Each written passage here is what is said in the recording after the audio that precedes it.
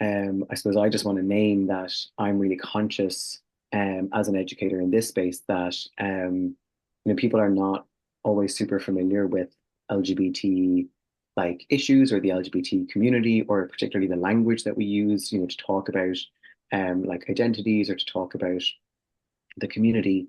And just to say, like, that's okay. I don't expect, none of us expect you to be coming here with the language or the knowledge already. So I'm the policy lead for an organization called the Transgender Equality Network Ireland. We are the sort of national transgender organization here in Ireland. So we're working to advance the rights and the well-being of trans people in Ireland.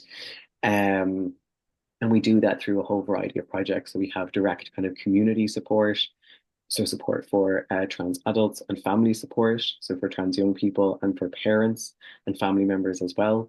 We have peer support groups and community events and kind of community development projects. And then we do a lot of education and training in schools, in universities, in workplaces, with healthcare staff, pretty much anywhere that we can. And then we also do a lot of policy and research, and that all kind of sits within my job as the policy lead. So trying to take what we know, trying to research a little bit further into it, and then trying to translate that into talking to politicians or talking to policymakers. And I should say as well that my pronouns are they, them, which we can also discuss. We probably will be discussing as part of, not as part of this session necessarily, but as part of the whole workshop series is around pronoun use. Perfect. And my name's Maddie. I go by pronouns she, her. I am an experienced English language education teacher. I have taught general English, exam English, so think IELTS, Cambridge, tests, all that. I have also taught business English as well as monolingual and bilingual groups and adult and young learner groups.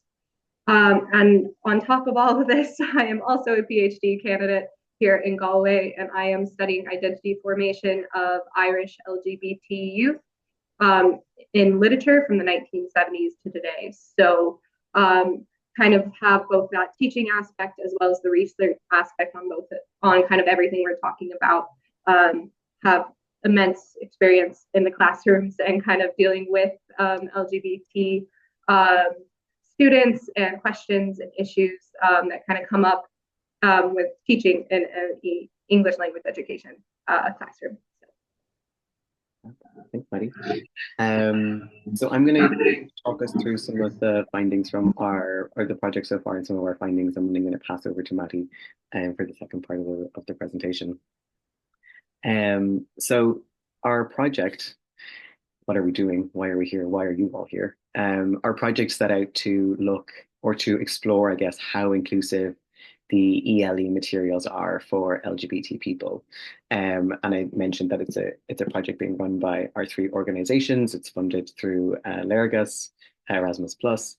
And what we have done as part of the project is we did a review around kind of the existing materials, trying to think about how those materials do or don't represent all of our learners, all of our experiences, all of our communities. We ran a survey with teachers around those materials and people's experiences within the classroom. So we wanted to try to get a sense of how much this is coming up through the teaching materials or through the classroom interactions and experiences, so that we could kind of inform what we're doing within the workshops. This is kind of the last part, is that we're developing that kind of education and training for teachers, hopefully to try and provide a space for conversation, for discussion, and then for further learning as well. Yeah, so that's kind of what we're using. I suppose we're using English language education. We're using teachers maybe also kind of as shorthand for like anybody working within that English language space. And then we're also using LGBT or the LGBTQ plus acronym to include lesbian, gay, bisexual, trans, queer, and other minority gender and sexual identities.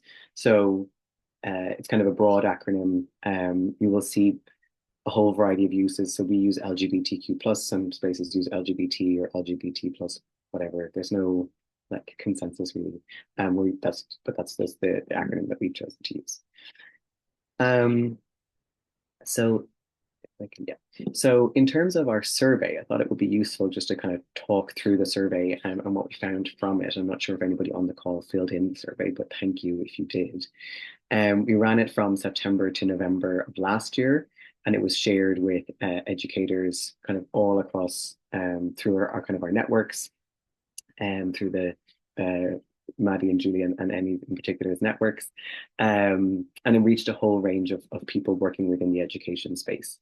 And what we were trying to do was to assess people's kind of views in terms of what materials they are using, how inclusive the teaching materials are, and then what additional materials that they use as well. So to try and capture that kind of informal additional piece, and then what they might like to see in terms of inclusion within the classroom. So what we found, we had 64 respondents to the survey. 50% of them, so half of them were teachers.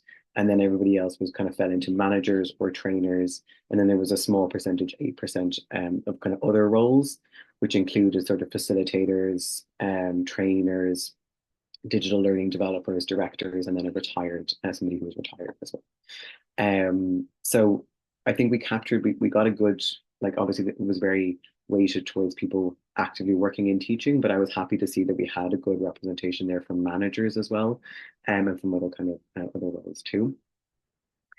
And then in terms of where people filled in the survey from, so we had again the majority of people filled in from Ireland, and we had a high proportion from Romania, from Italy, and then from other countries too. So the other countries that were represented included people mentioned Scotland, or the UK more broadly, Spain, Croatia, Sweden, Turkey, and Argentina as well. So again, a pretty broad approach. We were aiming for kind of European, this was a European audience, for both the survey and for the workshops too. So I think that worked. And I'm glad to see so many folks here from Turkey today, and I'm wondering if that's our contingent here in the survey as well. So I'm going to pass over to Maddie to chat through some of the findings in terms of our materials. Hi. So one of the questions that we asked in the survey was, do you consider the classroom materials that are used in your organization at your school to be LGBTQ plus inclusive? The feedback was interesting. I wouldn't say overall surprising, but interesting nonetheless. 43.8% of our respondents, so almost half, said that their materials are just not inclusive at all, where 25% said somewhat inclusive. So we had an overwhelming majority of responders saying somewhat or not at all inclusive. We had 4.7% of respondents say that their materials are very inclusive, which is amazing to see. And then 26.6% saying that they weren't sure if classroom materials were inclusive or not. So just not very clear, or not something that they necessarily pay attention to. There was different reasonings for it, which are all completely valid, but just something that we set out to understand and to look at.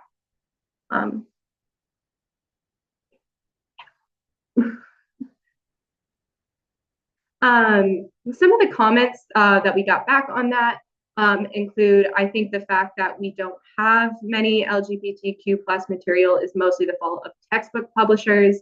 Our listening materials, our reading materials that we see a lot in our books, they play out as kind of a romantic story. It's very common in our English language materials, especially if you use English file like we do.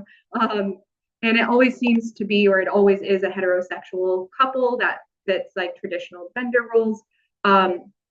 And this person specifically says they think this is something that could change. We've also said the course books we use make no mention of anything other than heterosexual relationships.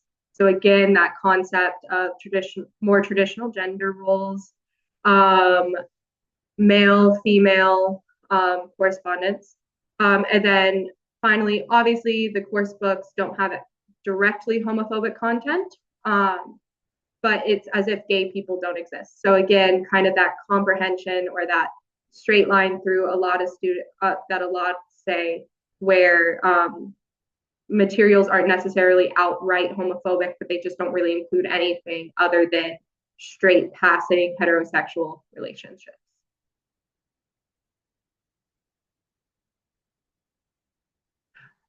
Based off the supplementary resources that we got back, we did ask our survey respondents to answer if they use or know of additional materials that are LGBTQ plus inclusive or not. 81% said they do not know or use any LGBTQ plus inclusive additional materials, whereas 19% say they do. Overwhelmingly, those additional resources, those additional materials that got brought into classrooms do seem to be pop culture items, TV series, movies, short films, so pop culture, modern media kind of stuff like that that we see in everyday life. Just a bit more information on that. So we did get specifically TV series, movies, short films from a variety of resources, anywhere from Disney Plus to Netflix to YouTube was mentioned.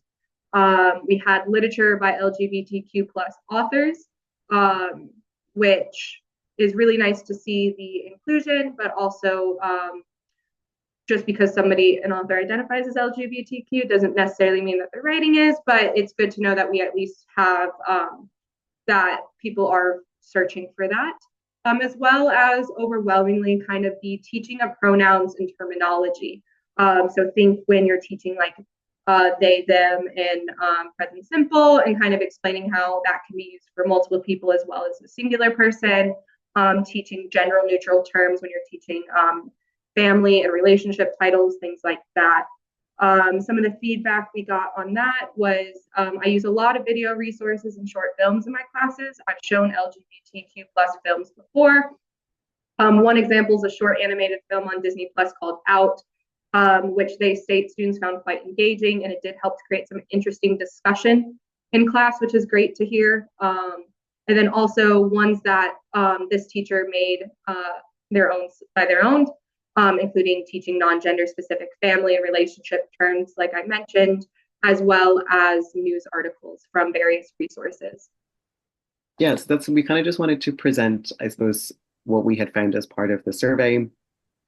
The survey was quite kind of open-ended, I think, in terms of it was really about inviting respondents to, I suppose, think and reflect in terms of their own teaching and the materials that they're using. It wasn't, I think, super directed in terms of the specific materials or like specific kinds of content, because we were conscious, I guess, that it was going out to such a broad network of people working in very different contexts, working with very different materials, and then with very different backgrounds. And I suppose as well, because we wanted to use the survey to inform this workshop development.